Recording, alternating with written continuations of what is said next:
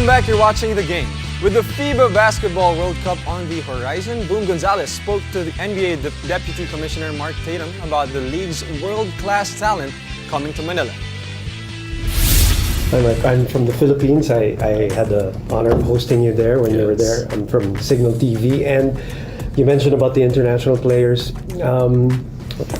I would like to ask for advice, actually, because we're hosting the World Cup also. I'll be this year. Yes. And I believe 56 players from the NBA have committed to their national teams, respective national teams. And we'll have more than that. There you go. Yes. And I guess from a country standpoint, what would be your advice for us in terms of having all of these NBA superstars in a basketball crazy country like the Philippines? And from a broadcasting standpoint, since Signal TV is a partner of the NBA and we're covering the World Cup, what do you think is your advice in terms of media coverage and just concentration on these NBA players coming over? The Philippines is going to be incredible. I mean, it is one of our highest affinity markets that we have in the world in terms of the population that loves the game of basketball. So there are so many pure basketball fans there.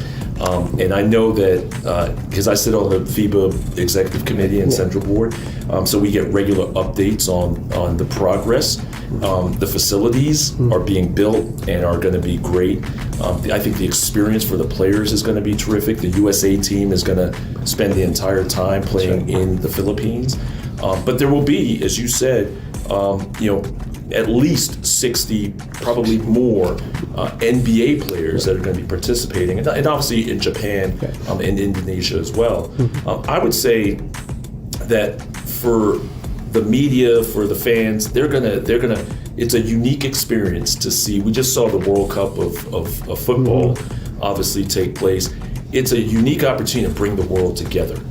And I think we look at that at the World Cup of football and we say, okay, what can we learn from that? And I think telling the stories of the players, of the teams themselves, being able to pick out those stories and talk about how these teams got to representing their countries in this global competition.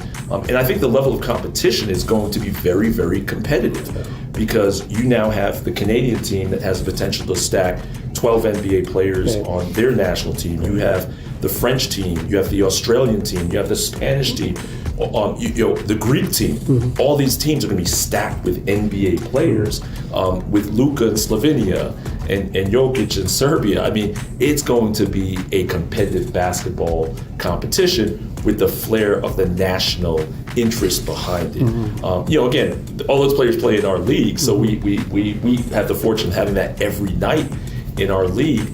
But when you add that playing for your national team, that creates another level of interest around these teams. So my advice would be tell the stories. Tell the great, passionate stories of these players who have worked so hard all their lives to get to where they've gotten, to represent their country in the one of the most significant basketball competitions in the world.